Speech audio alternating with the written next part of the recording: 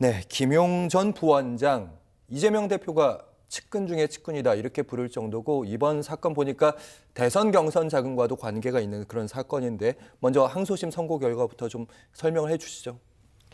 네, 이제 김용 전 민주연구원장에 대한 항소심 판결 결과가 이제 나온 건데요. 이제 공소 사실은 크게 두 가지입니다. 그 남욱 씨 그리고 유동규 씨 등으로부터 약 한 8억 4,700만 원 상당의 이제 불법 정치 자금을 받은 혐의가 하나 있었고요. 그리고 2013년 4월경에 대장동 개발 사업 편의 제공의 대가로서 이제 유동규 씨로부터 1억 9천만 원의 뇌물을 받은 혐의로 이제 기소가 되었습니다. 그리고 1심과 2심은 이 중에서 6억 원의 불법 정치 자금을 받은 혐의, 그리고 유동규 씨로부터 7천만 원을 뇌물로 받은 혐의를 유죄로 인정하고 징역 5년형을 선고를 한 것입니다. 그래서 보석 상태에서 항소심을 이제 받고 있었고요. 이제 법정 구속이 돼서 다시 이제 구속이 된 상태입니다. 특히 말씀하신 것처럼 이 6억 원의 정치 자금의 경우에는 당시 이제 이재명 경기도지사가 이제 민주당 예비 경선 후보에 나섰던 시점에 이제 제공됐기 때문에 이제 불법 경선 자금으로 받은 것이 아니냐 이런 혐의가 있었던 것이고요. 법원 판결로서 상당 부분이 이제 유죄로 인정이 된 것입니다. 네, 어쨌든 앞부분은 이제 정치 자금 그러니까 대선 경선 자금이고 뒷부분이 이제 개인 이제 비리 혐의 둘 다 이제 유죄가 나왔다고 지금 말씀을 해주셨는데 2심에서 김용 전 부원장 측이 기대를 했던 게 구글의 타임라인. 쉽게 말하면 이제 나도 모르게 구글은 다 내가 어디 간 곳을 알고 있잖아요.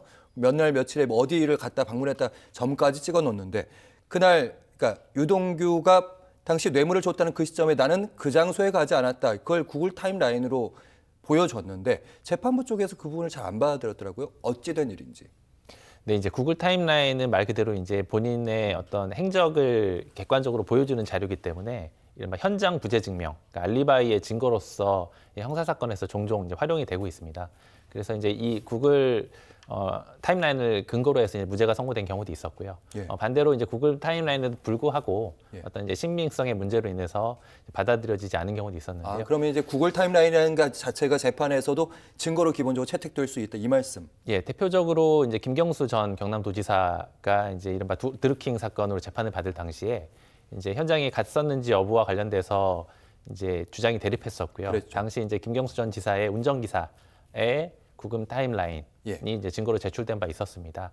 이번 사건도 마찬가지로 이제 김용 전 부원장 쪽에서 구글 타임라인을 근거로 해서 이제 유동규 씨가 주장하는 시점에 본인이 현장에 있지 않았다라는 주장을 한 것인데요. 딴 데 있었다. 그렇습니다. 네. 그런데 이제 재판부가 그 주장을 이제 받아들여서 그 구글 타임라인에 대한 감정을 진행을 했습니다.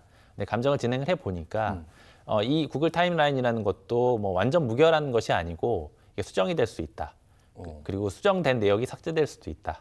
그리고 감정 결과에 따르더라도 이걸 온전히 믿기 어려운 점이 있다라는 점을 근거로 해서 이거를 온전히 믿기 어렵다라고 판단을 한 것입니다. 예. 즉 이게 구글 타임이라는 것도 이제 객관적인 증거지만 예.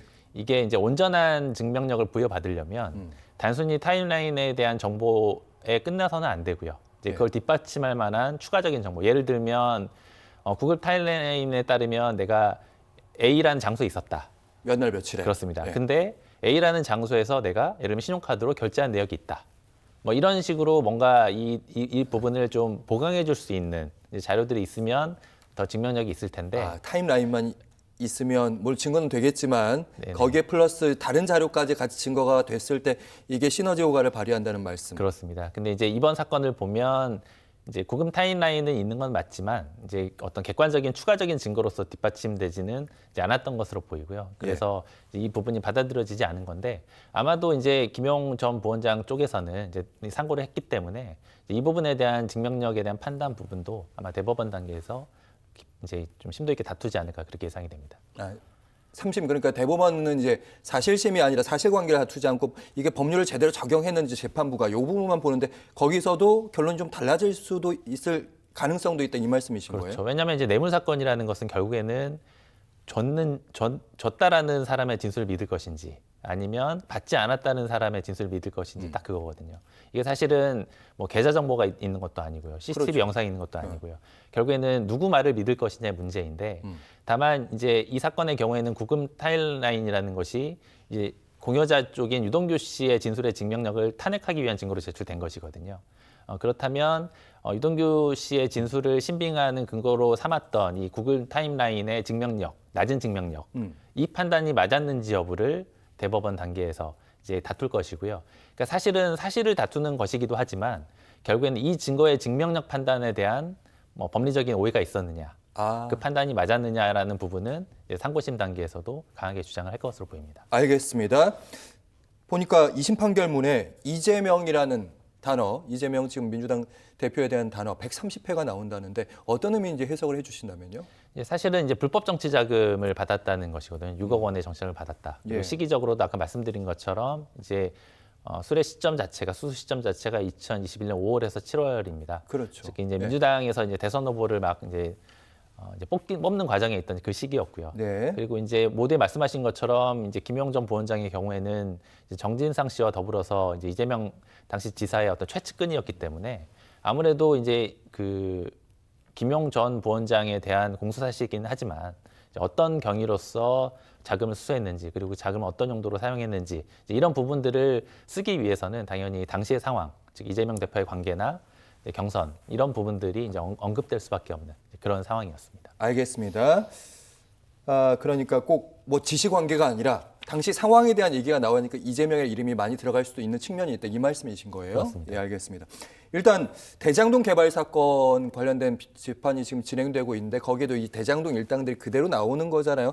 검찰의 의심은 이런 거예요. 이재명 대표가 그 당시 그 개발 대장동 아파트 개발과 관련해서 뭐 당장 돈을 받은 건 아닌데 428억 원을 받기로 약속했다. 이렇게 의심을 하고 있는 거잖아요. 그 재판은 영향이 있겠죠, 당연히. 네, 이제 대장동 관련해서는 크게 보면 이제 그 배임 혐의로 현재 기소돼서 재판을 받는 이제 사건이 있고요. 그리고 이제 이재명 대표가 이른바 대장동 일당으로부터 약 428억 원을 수수하는 것을 약속했다라는 혐의로 현재 수사 중인 사건이 있습니다. 재판 중인 사건이나 현재 수사 중인 사건 모두 이 사건과는 별개의 재판입니다. 즉 김용 전 부원장이 뭐 요건을 수뢰했는지 여부와 당시에 배임 혐의가 인정되거나 428억 원을 수수하기로 약속했는지 여부는 사실 별개인데요.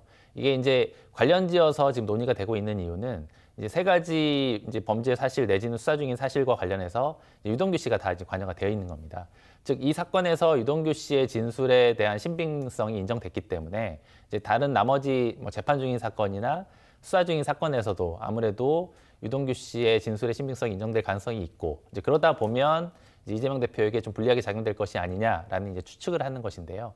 엄연히 이제 다른 사건이기 때문에 이 사건의 결과가 직접적인 영향을 미친다고 보기는 어려울 것 같고 또 유동규 씨의 진술의 신빙성은 마찬가지로 뭐 이 사건에서 신빙성이 인정됐다고 해서 다른 사건에서도 뭐 신빙성이 당연히 인정될 수는 없는 것이고 아마 개별 사건에서 각각 이제 따져봐야 될 문제가 될 것으로 보입니다.